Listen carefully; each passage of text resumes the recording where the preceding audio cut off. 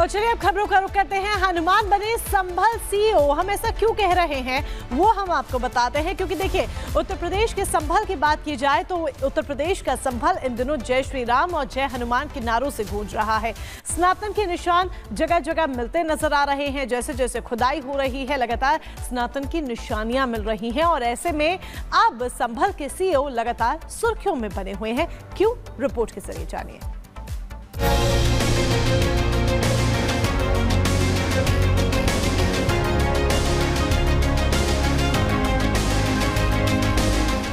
हाथ में गदा,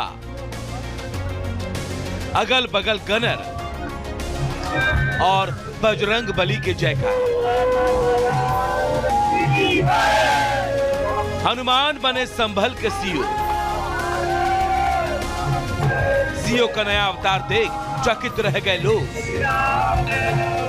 जी हां, हाथ में गदा लेकर संभल की सुरक्षा व्यवस्था की बागडोर संभाले निकले ये हैं संभल के सीईओ अनुज चौधरी। इनका नया अवतार और खास अंदाज लोगों को खूब भा रहा है, खूब चर्चा भी हो रही है और सोशल मीडिया पर जमकर वायरल भी हो रहा है। दरअसल बुधवार को नए साल के पहले दिन यहाँ नई तस्वीर देखने को मिली, जब मुस्लिम बहुल इलाके से हिंदुओं की शोभा यात्रा निकली। यहाँ 46 साल बाद जो कार्तिकेय महादेव मंदिर खुला था, उस पर नए साल के मौके पर कार्यक्रम हुआ। बजरंग बली की जन्मस्थली माने जाने वाले कर्नाटक से किष्किंधा रथ यात्रा लेकर स्वामी गोविंदानंद सरस्वती महाराज बुधवार को यहाँ पहुंचे। फिर धूमधाम से शोभा यात्रा निकली। लेकिन इस रथ यात्रा में सबसे खास बात रही कि खुद संभल के सीईओ अनुज चौधरी कंधे पर हनुमान की गदा रखकर भारी पुलिस फोर्स के साथ इसकी अगुवाई करते दिखे। उनको देख लोग हनुमान हनुमान के जयकारे लगा रहे थे।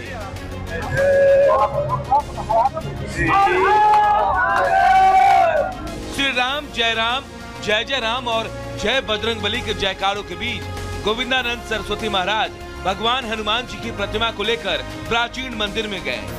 विधि विधान से पूजा अर्चना की। इस पूरे कार्यक्रम के दौरान कई थाना प्रभारी और भारी संख्या में पुलिस के जवान तैनात थे।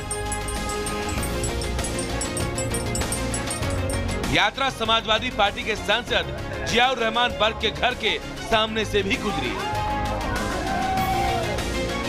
स्वामी गोविंदानंद सरस्वती ने कहा कि भगवान के ज्यादातर अवतार भारत में ही हुए। उन्होंने सरकार से मांग करते हुए कहा, भविष्य के 10वें अवतार की स्थली का भी उद्धार होना चाहिए। हम उत्तर प्रदेश सरकार को भी सूचना दे रहे हैं।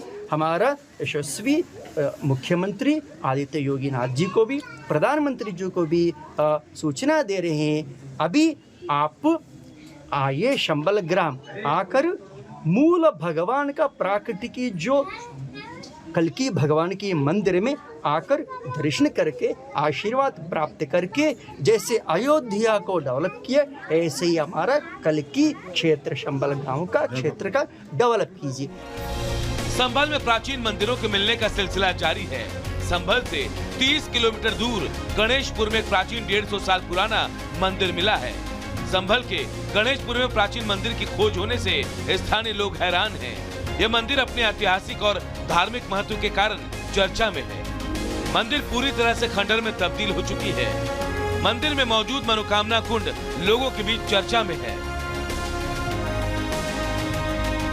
वहीं संभल में मिली बावड़ी की खुदाई के दौरान कार्बन मोनोऑक्साइड गैस निकलने के बाद फिलहाल काम को रोक दिया गया है।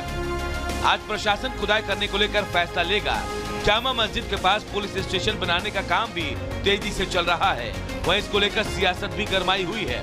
फिलहाल संभल धार्मिक अखाड़े के साथ साथ सियासी अखाड़ा भी बना हुआ है। Bureau report, Republic Bharat.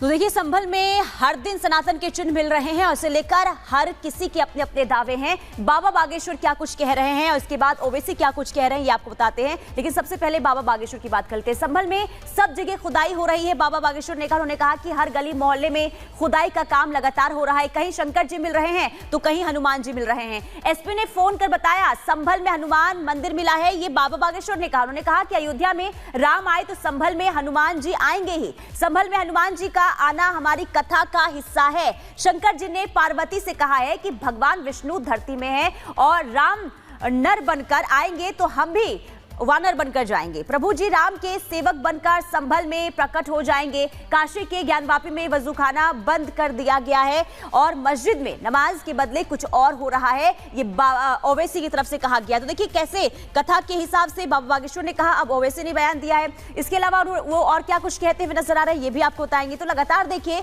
जिस तरीके से संभल की हम बात कर रहे हैं तो यहाँ पर लगातार सनातन के जो प्रमाण मिल रहे हैं इसे लेकर बयान भी सामने आ रहे हैं। ओवैसी ये कहते हैं कि हमने काशी मस्जिद का एक हिस्सा खो दिया है। उन्होंने कहा कि मथुरा ईदगाह मस्जिद पर भी ये नजरें जो है लगाए हुए हैं और अब संभल की मस्जिद और स्मारक भी खतरे में है। संभल के कलेक्टर सीएम योगी के हिसाब से चल रहे हैं, ये आरोप लगाए गए हैं। उन्होंने कहा कि उन्हें वही दिख रहा है जो योगी और बीजेपी बोल रही है, सरेआम नियमों की अनदेखी की जा रही है। इसके अलावा ओवैसी ये कहते हैं कि वक्फ बिल लाकर ये मुसलमानों की जमीन हड़पना चाहते हैं ताकि मुसलमानों से उनकी दरगाह मस्जिद छीन ली जाए। इसके अलावा ओवैसी ये कह रहे हैं कि संभल की मस्जिद के सामने पुलिस चौकी बन रही है, इसे लेकर भी वो सवाल उठा रहे हैं। उन्होंने कहा कि ये पुलिस चौकी भी वक्फ की जमीन पर बन रही है, तो इसे लेकर भी अब विवाद जो है जबरदस्त तरीके से देखने को मिल रहा है, क्योंकि जहां एक तरफ जामा मस्जिद के सामने पुलिस चौकी बन रही है तो इस पर ओवैसी सवाल उठा रहे हैं। और अब बात कर लेते हैं कि बावड़ी जो संभल में मिली है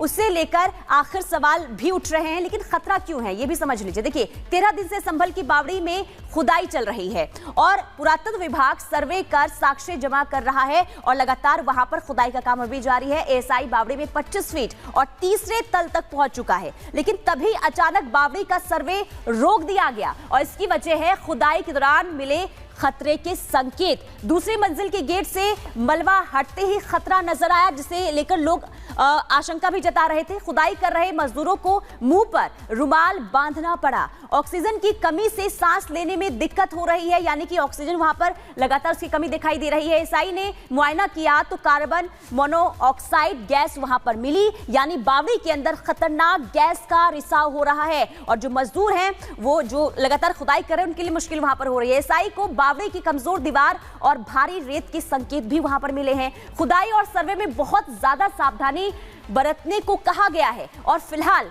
ऐतिहासिक बावड़ी की खुदाई रोक दी गई है क्योंकि गैस का रिसाव होने का खतरा। ये बावड़ी संभल के मुस्लिम बहुल चंदौसी इलाके में है और दावा ये है कि 1720 में हिंदू राजा आत्मा राम ने ये बनाया था और लेकिन अवैध कब्जा कर इस बावड़ी को ढक दिया गया था। ये अब आरोप भी लग रहे हैं, ये दावा किया जा रहा है। दावा है कि बावड़ी की सर्वे से हिंदुओं से जुड़े अहम सबूत भी मिलेंगे और हो सकता है कि संभल के मंदिर से जुड़े सुराग भी इस बावड़ी में मिल जाएं, क्योंकि विवाद देखिए जिस तरीके से जामा मस्जिद को लेकर शुरू हुआ, इसके बाद लगातार संभल में हर दिन नए नए प्रमाण मिलते हुए सनातन को लेकर